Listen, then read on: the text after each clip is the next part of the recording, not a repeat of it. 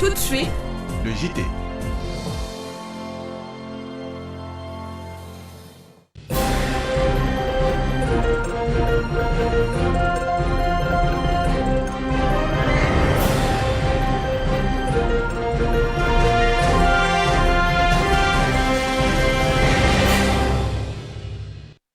Bonsoir et bienvenue au 19h30 de la rédaction, le journal après cette pause.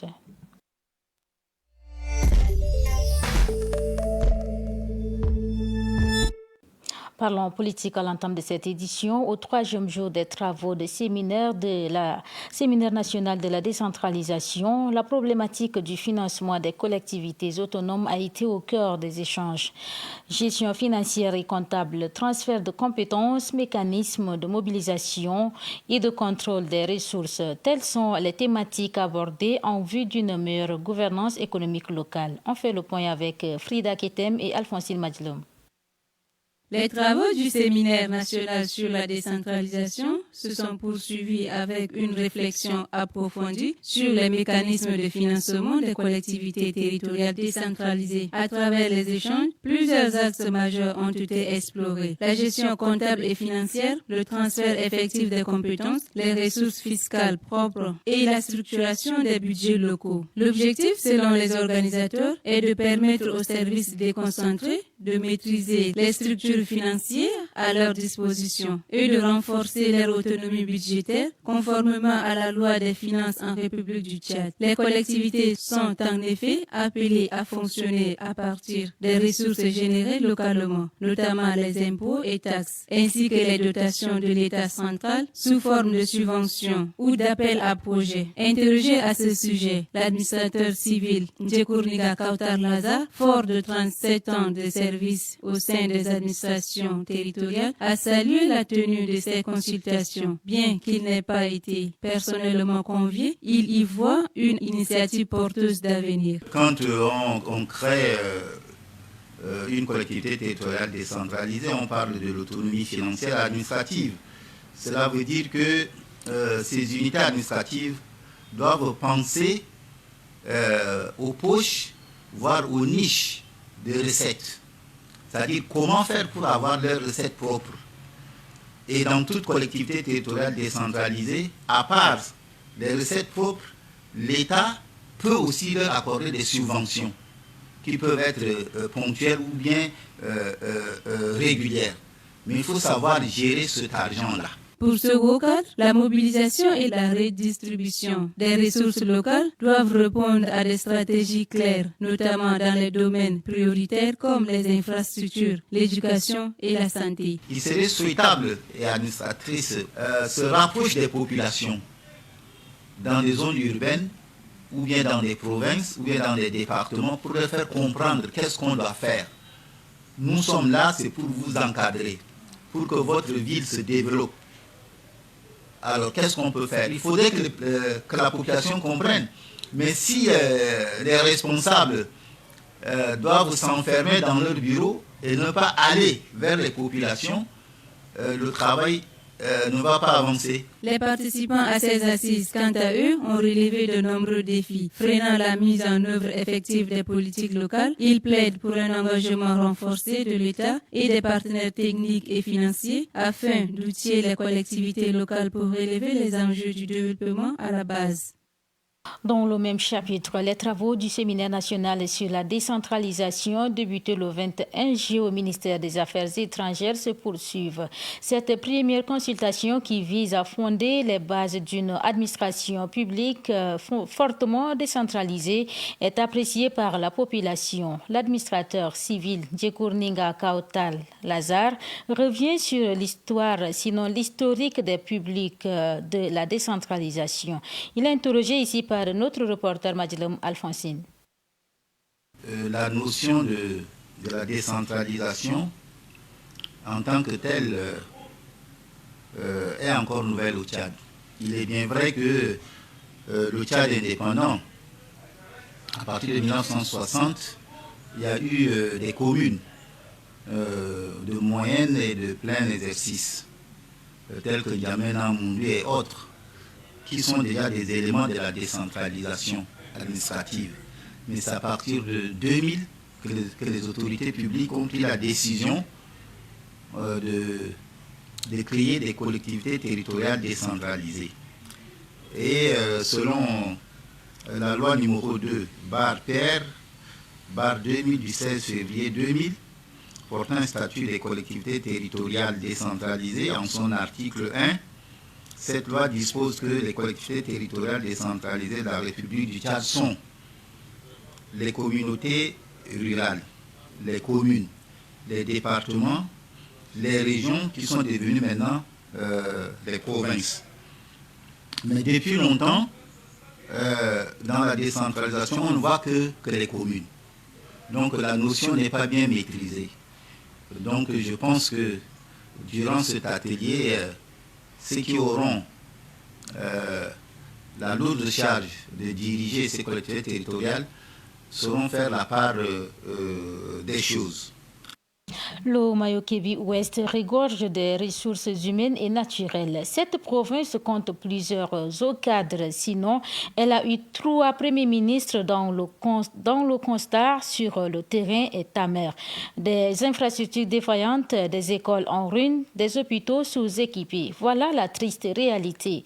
Notre reporter Mistangar Victor, qui vient de séjourner dans la dite province, nous fait le point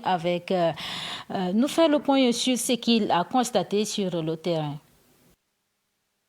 Le Mayo-Kébi Ouest dispose d'un vivier de cadres sans égal. Sur le papier, la province semble bien représentée dans les sphères du pouvoir. Mais cette représentativité n'a jusqu'ici produit que peu d'impact tangible sur le quotidien de la population. Les fils et filles de la région, bien que positionnés dans les hautes instances de l'État, peinent à fédérer leurs forces au service de leur terroir d'origine. Le problème qui se pose aujourd'hui ici, c'est la division entre les fils et filles de cette province.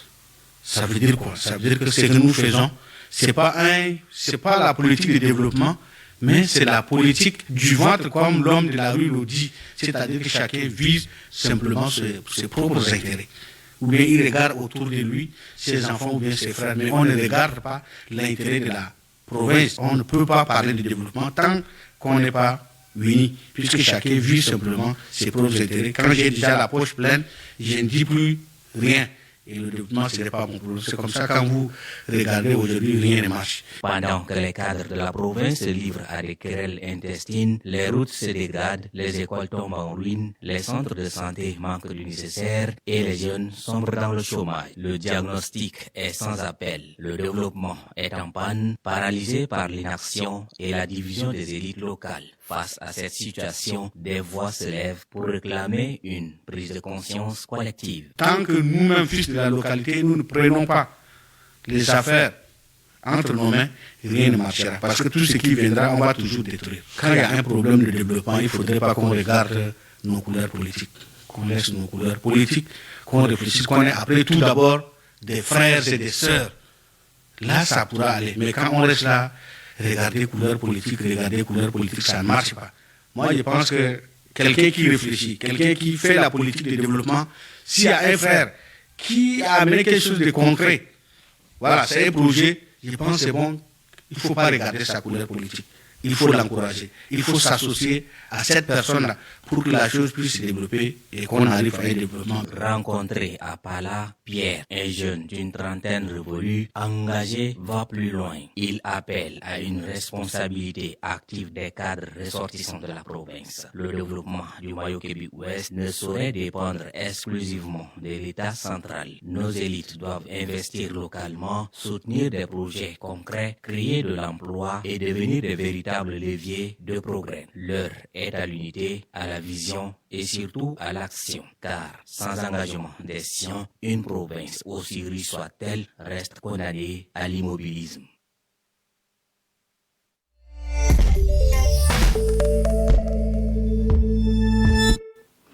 On Envoyé en mission dans la province du Mayo-Kébi-Ouest, notre équipe a fait un constat alarmant sur l'état de la route reliant Kélo à Pala, long de 109 km, puis Aléré, long de 87 km, constitue un véritable frein au développement économique et social de cette province.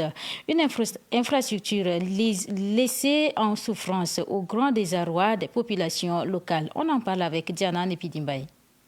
À peine a-t-on quitté la ville de Kélo que le décor change brutalement. Le bitume se fait rare, parfois inexistant. Là où devrait s'étendre une voie de communication structurante ne subsiste qu'un ruban sablonneux criblé de nids de poules. Le trajet Kélo, Pala, Léré, qui devrait se parcourir en quelques heures, devient un périple exténuant, parfois long d'une journée entière. Ces tronçons, vital pour les échanges économiques et la circulation des biens et des personnes, est aujourd'hui synonyme de calvaire. Véhicules personnels comme transport en commun y subissent une usure accélérée et les répercussions sur le quotidien des habitants sont immenses. L'économie locale, majoritairement agricole, pâtit de cet enclavement. Les produits vivrières, difficilement acheminés vers les centres de consommation, perdent de leur valeur. Le manque d'accessibilité complique aussi l'accès aux services sociaux de base. Une urgence médicale peut devenir un drame faute de routes praticables pour atteindre à temps un centre de santé. L'école, elle aussi, devient un luxe pour les enfants des zones reculées. Les habitants, interrogés, expriment leur désarroi face à cette situation qui perdure. Ils pointent du doigt la lenteur inquiétante des travaux de réhabilitation engagés par une société dont l'efficacité reste questionnable. Pourquoi cette inertie? L'interrogation demeure entière. Pour beaucoup, l'amélioration de cette route symbolise plus qu'un simple confort. Elle représente un espoir de désenclavement, de prospérité et de dignité retrouvée. Il devient impératif que les autorités nationales, les collectivités décentralisées et les partenaires au développement conjuguent leurs efforts pour sortir le Mayo-Kébi-Ouest de cet isolement. Alors que le Forum national sur la décentralisation s'achève demain, l'on espère que ces recommandations se traduisent en actes concrets, notamment par un transfert réel de compétences et de ressources vers les provinces. Car, au-delà des discours, c'est la concrétisation du projet de la route Kélo-Pala-Léré qui redonnera foi et dignité à toute une population, que les cadres et élites de la région entendent enfin le cri de détresse de l'heure, qu'ils se mobilisent pour que cette route de la souffrance devienne enfin celle de l'espoir. Il y va du développement, mais aussi de la justice territoriale.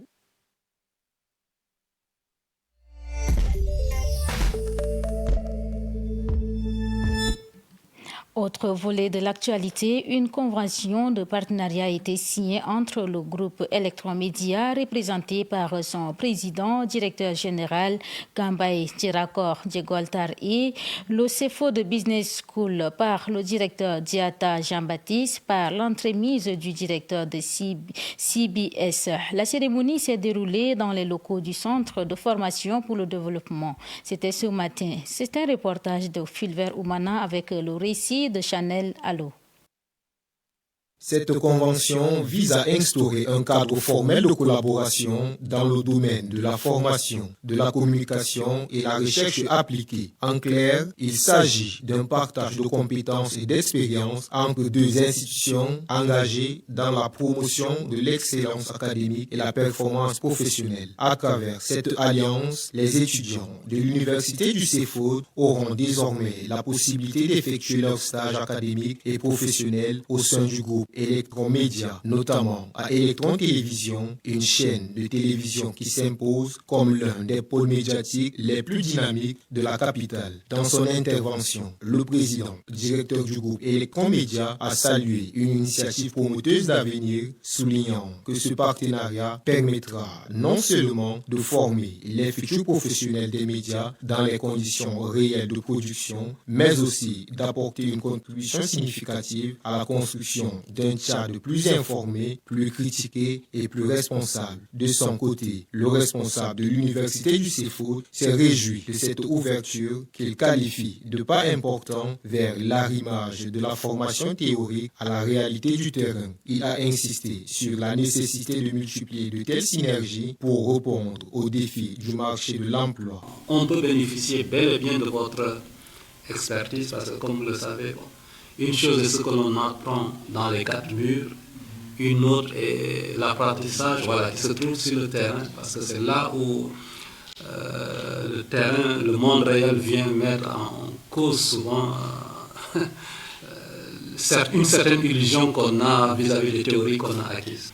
Et vous l'avez mentionné aussi, les compétences des étudiants qui viennent en stage. Je peux vous garantir qu'on ne vous enverra pas des étudiants parfaits, mais nous espérons qu'ils trouveront chez vous des aînés aguerris dans ce qu'ils font, pour les aider à devenir des professionnels. Mais aussi nous comptons sur vous pour avoir le retour qu'il faut pour que nous puissions corriger nos curriculums. Je l'avais mentionné lors de notre rencontre, que pour nous c'est un aspect fondamental.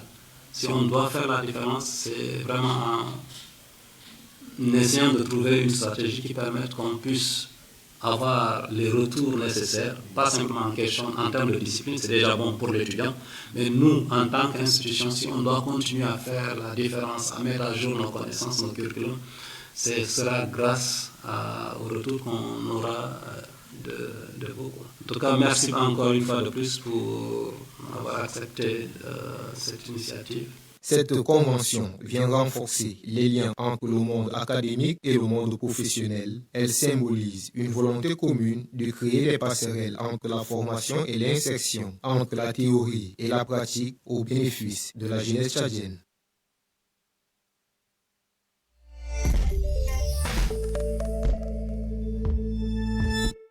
En société, dans le cadre du projet Jeunesse en action pour l'avenir du Tchad, Coralie Gamelin, coordinatrice pays du bureau Accra Tchad, a animé une conférence de presse. C'était ce matin au CEFOD. Le but de cette conférence est de présenter les objectifs, les résultats et les impacts du projet Jeunesse en action pour l'avenir du Tchad. Suivez le reportage de Bainadi Nicolas. Devant les hommes de la presse, la coordinatrice Coralie Gamelin a présenté les grandes lignes de la prestation prévue dans le cadre de ce projet innovant. L'objectif de cette conférence de presse est de présenter le projet de la jeunesse en action pour l'avenir du Tchad. Ce projet vise à contribuer à la prévention et résolution des conflits et au renforcement de la cohésion sociale en renforçant les capacités de la jeunesse et de la société civile juvénile au Tchad. Ce processus de prévention des conflits et de maintien de la paix devient plus inclusif. Et ce sont les jeunes femmes et hommes avec leur association qui deviennent des agents de consolidation de la paix dans sa zone d'intervention à N'Djamena ainsi que les 6 provinces à savoir la Ouadaï, Kanem, Moyen Chari et Bokou. Au cours de cette séance, la coordinatrice Coralie Gamelin a détaillé le calendrier des activités et les résultats entendus pendant les 4 années. Elle a mis ce temps à profit pour répondre aux nombreuses préoccupations des journalistes relatives à la durabilité du projet et l'inclusion des zones rurales. Le projet en 4 ans a touché 328 associations de jeunes. C'est des jeunes qui ont été cartographiés puis ensuite renforcés, donc ça représente 42 associations de jeunes sélectionnés, énormément d'autorités traditionnelles, politiques, religieuses, leaders communautaires qui ont été investis dans ce projet. 6000 personnes touchées, 50% de femmes. L'objectif de ce projet, c'était aussi de pouvoir donner cet espace aux femmes. 18 étudiants-chercheurs, donc 50% de femmes aussi, chercheurs universitaires financés à travers des bourses, 6 structures d'encadrement des jeunes et lieux de rencontre des jeunes, dont Maison de Jeunes et CLAC, ont été investis dans ce projet, 60 personnes travaillant dans les médias, comme vous, et les radios communautaires, et on va dire une grande partie de la population des 6 provinces également touchées. Le projet Jeunesse en action pour l'avenir du Tchad démontre que lorsqu'ils sont écoutés, outillés et reconnus, les jeunes peuvent être des catalyseurs de paix, de justice sociale et cohésion communautaire. À la fin de la conférence, la coordinatrice Coralie Gamelin a lancé un appel à l'appropriation communautaire du projet et invite l'ensemble des parties prenantes à la clôture et à la présentation des résultats du projet le samedi prochain à 8h au CEFOD. Elle demande les médias à jouer leur rôle dans la sensibilisation et le suivi citoyen des actions entreprises. À noter que Accra est une ONG laïque et indépendante fondée en 1968. Accra totalise plus de 50 ans d'exercice au Tchad. Merci Benazé Nicolas. En cette saison de pluie, certaines rues de la capitale deviennent impraticables. Des chaussées mal construites, des routes bloquées par les travaux fantômes qui obstruent les passages aux citoyens. Malgré les enseignements, sinon les engagements pris et les visites présidentielles répétitives, la réalité reste la même. Que font les autorités face à cette situation? Djiglambay Ario répond.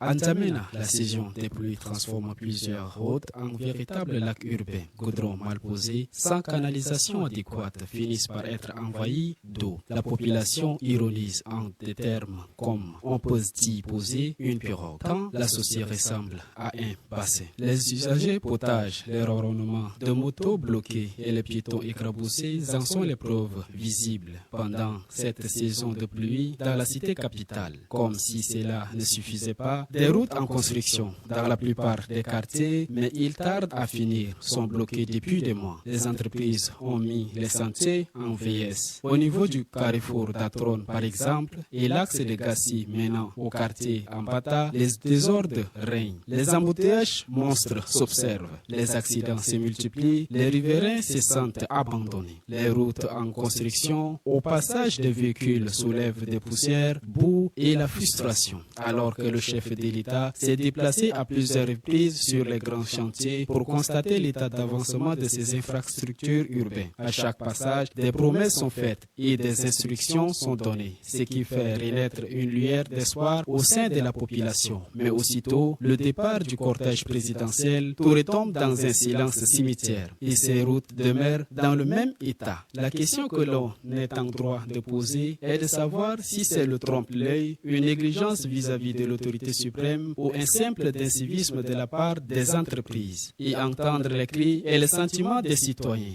L'heure n'est plus aux visites médiatisées et des promesses utopiques. L'heure est plutôt à l'action pour une refondation. Faire de la ville de N'Djamena une vitrine de l'Afrique. Il faut renforcer les contrôles techniques et sanctionner les entreprises défaillantes. Marteler durement et clair sur les délais d'accord pour les travaux. La capitale mérite des routes durables, veillées et entretenues. Car un goudron qui fond sous la pluie, ce n'est pas du progrès, c'est du mépris déguisé en développement.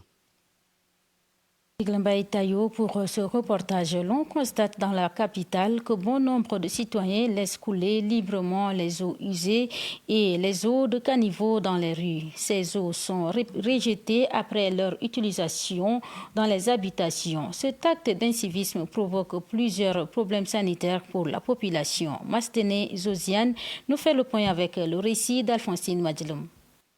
Les eaux usées sont des eaux polluées par les activités humaines, tandis que les caniveaux sont des structures conçues pour collecter et évacuer les eaux, ainsi que les eaux de pluie vers des systèmes d'assainissement. Les eaux usées et les eaux de caniveaux peuvent contenir des agents pathogènes tels que les bactéries, des virus et des parasites qui peuvent entraîner des maladies comme la diarrhée, le choléra, la fièvre typhoïde, selon les avis des spécialistes. Les eaux stagnantes peuvent servir de lieux de reproduction pour les moustiques qui peuvent transmettre des maladies comme le paludisme et la dengue. Ces eaux peuvent également polluer des sols, contaminer les eaux souterraines et les écosystèmes, qui a des répercussions à long terme sur la santé des riverains. Les eaux rejetées après leur utilisation dans les ménages ou les industries contiennent des matières organiques, des graisses, des détergents et d'autres substances polluantes. Il est donc essentiel de prendre des mesures pour gérer correctement ces deux types d'eau dans la ville de N'Djamena, notamment en améliorant les infrastructures de drainage et d'assainissement, en promouvant les pratiques d'hygiène adéquates et en sensibilisant la population aux risques sanitaires associés à ces eaux. Pour remédier à cette situation préoccupante, il est nécessaire d'engager une réflexion collective impliquant les autorités locales, les organisations non gouvernementales ainsi que les habitants eux-mêmes. Des campagnes de sensibilisation doivent être mises en place pour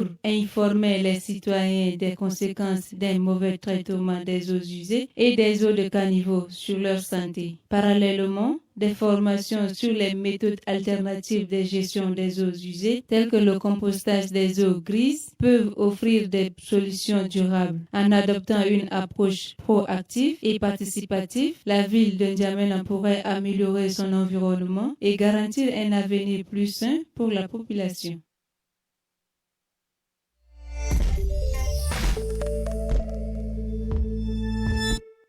Merci de continuer de suivre cette édition. Connaître son groupe sanguin est une information précieuse pour la santé et la sécurité, car cela permet de prendre des décisions éclairées en matière de soins médicaux afin de prévenir des complications graves. Force est de constater que bon nombre de personnes ignorent cette information essentielle. Ce sujet a inspiré notre reporter Diglembay Ariel Tayo. Suivez son reportage.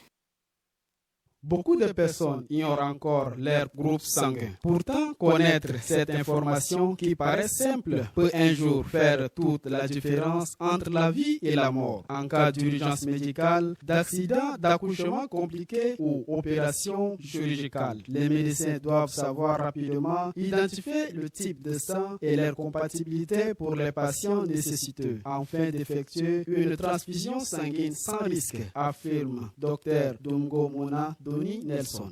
Imaginez quelqu'un qui fait un accident dans la voie publique, il perd du sang, il fait une hémorragie. Et là, on doit le transfuser.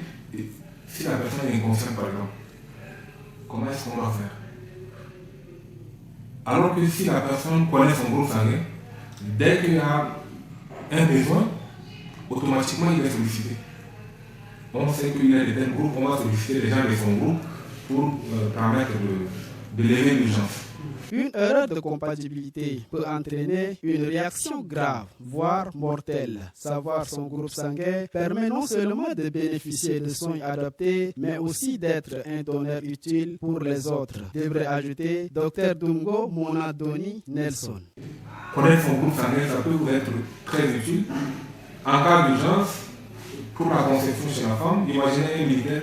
Les militaires, parfois, ils vont même afficher quelque part. Pourquoi? Parce qu'ils sont dans les milieux un peu hostiles et là-bas, tout peut arriver. En cas d'urgence médicale, cela permet de savoir à qui on peut donner du sang et de qui on peut recevoir. Cela aide également à détecter certaines anomalies sanguines telles que le VIH-Sida et les autres infections sexuellement transmissibles.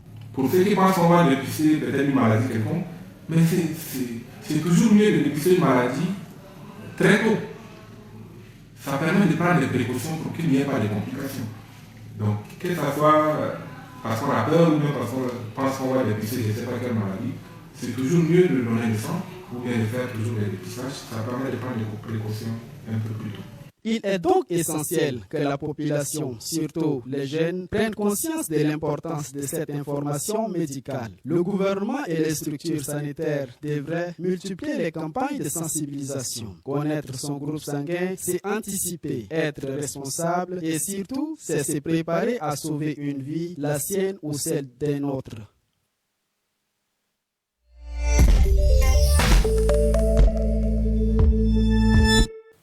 Le portrait de la semaine est consacré à Bakar Assabala, directeur des examens et concours du supérieur. Ce tome, la trentaine bien sonnée, est un vieux routier de l'organisation du baccalauréat et les différents concours d'entrée dans les établissements d'enseignement supérieur du pays.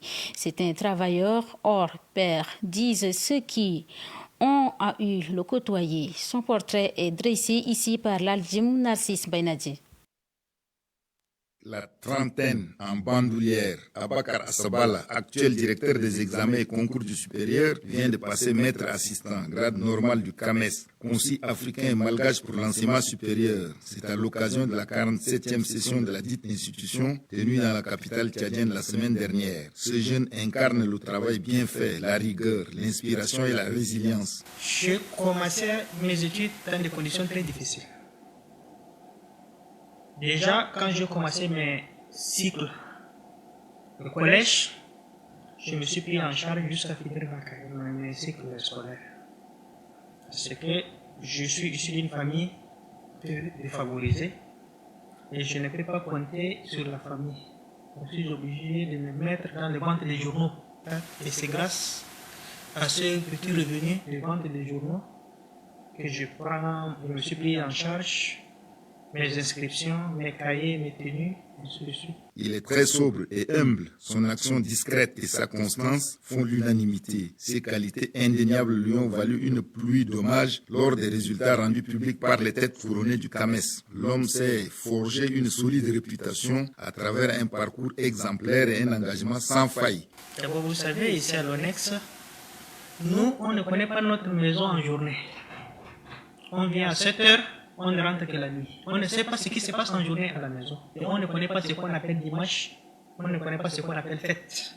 Abakar Asabala, il s'agit de lui, a fait toute sa scolarité à N'Djamena, la capitale tchadienne. À l'issue de ses brillantes études, il a enchaîné coup sur coup le certificat d'études primaires élémentaires et le brevet d'études du premier cycle tchadien et enfin le baccalauréat de l'enseignement du second degré série A4 en 2007. Ce diplôme lui ouvre les portes de l'université de N'Djamena où il s'est inscrit à la faculté des lettres et sciences humaines, option sciences de l'éducation, d'où il est sorti nanti d'une licence. Ce diplôme en poche et toujours en quête du savoir. Il s'est envolé pour Maroua, République du Cameroun. Il s'est inscrit en master où il a soutenu avec brio un master de recherche en sciences de l'éducation, ce qui lui a permis de s'inscrire en même temps en thèse.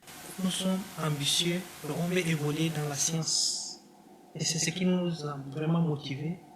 Et Dieu merci, je me suis toujours fait entourer par des gens très sérieux et des gens qui m'ont beaucoup encouragé, qui étaient les premiers responsables de l'ONEX, et ils m'ont toujours soutenu dans ce sens. Et Dieu merci, aujourd'hui, nous sommes devenus presque des collègues, nous sommes devenus des enseignants du supérieur, alors qu'avant on m'appelait les petits Abakar, et aujourd'hui, Dieu merci, ils m'appellent plus ou moins un collègue. Il a travaillé d'arrache-pied pour soutenir sa thèse de doctorat en sciences de l'éducation en 2021 avec mention très honorable du jury et aujourd'hui il est passé maître assistant d'université. Abakar Asabala est un homme qui connaît le sens du partage. Il ne sait pas faire la distinction entre les gens. Il ne sait pas également conduire ses visiteurs. Il accueille tout le monde. C'est un homme prêt à rendre service à quiconque. Il reste toujours ouvert, même sans un rendez-vous. Il reçoit ceux qui frappent à sa porte. Un travailleur acharné, dévoué et consciencieux. Et moi, j'ai participé déjà à l'organisation des bacs 2005. Donc, il y a aussi l'expérience, la volonté d'apprendre et l'idée d'innovation qui m'anime toujours. Parce que moi, je suis jaloux de notre système éducatif. À chaque fois quand je vois chez les autres, je vais transporter, ramener ça chez nous. Même si le moyen nous fait défaut, j'essaie quand même d'apporter quelque chose.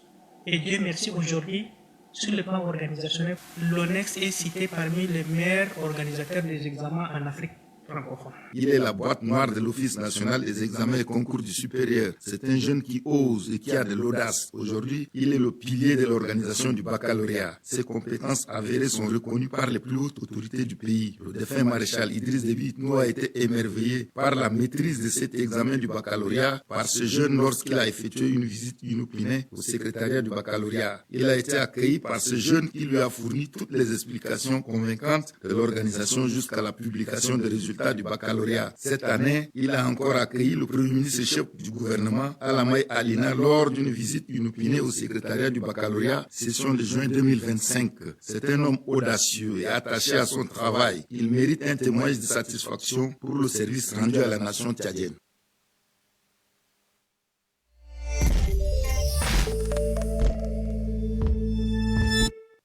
Dernier mot pour mettre fin à cette édition où et quand se jouera la finale de la CAN féminine 2024-2025 qui opposera le Maroc, pays hôte, au Nigeria. Comment ont-ils accédé à la finale? Découvrez tout ce qu'il faut de cette finale de la Coupe d'Afrique des Nations féminines avec Ndjekaoussoum Évariste. Le rideau est tombé sur les demi-finales de la Coupe d'Afrique des Nations féminines, faisant place à la finale. L'équipe du Nigeria, solide et expérimentée, a dominé l'Afrique du Sud par un score de 2-1 ce mardi 22 juillet au stade de Casablanca. Ce duel entre le Maroc, pays hôte de la nation la plus titrée de l'histoire de la Coupe d'Afrique des Nations féminines, Nigeria, certifié un spectacle au-delà de l'imagination le samedi prochain, car il s'agit d'une finale entre les deux meilleures attaques du tournoi au stade olympique de Rabat. Les Lions de l'Antla vont tenter de décrocher leur tout premier titre continental 3 ans après perdu la première finale face à l'Afrique du Sud 2-1.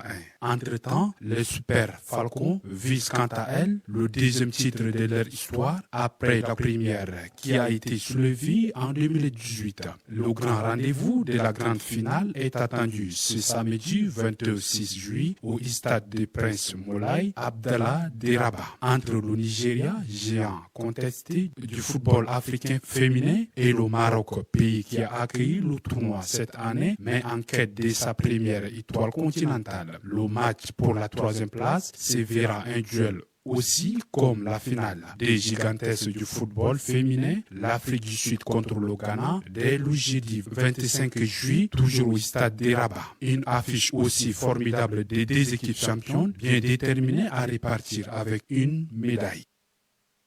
Chers téléspectateurs internautes de la chaîne citoyenne, auditeurs de la radio Electron FM, ainsi prend fin cette grande édition d'information. Merci à vous de l'avoir suivi. Au revoir et surtout, portez-vous bien.